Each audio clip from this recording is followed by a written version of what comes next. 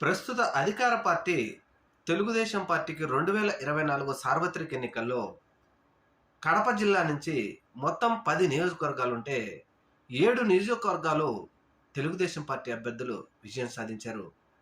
ఈ సందర్భంగా కడపలో మహానాడు నిర్వహిస్తున్న తెలుగుదేశం పార్టీ ముఖ్యమంత్రి, ఆంధ్రప్రదేశ్ రాష్ట్ర ముఖ్యమంత్రి చంద్రబాబు నాయుడు గారు కొన్ని సంచలన వ్యాఖ్యలు చేశారు. ఏంటయ్యా ఈ సంచలనమైన వ్యాఖ్యలు అంటే, కడప జిల్లా నుంచి 10 నియోజకవర్గాల్లో 7 నియోజకవర్గాలు కడప వాళ్ళు మాకు ఇచ్చారు.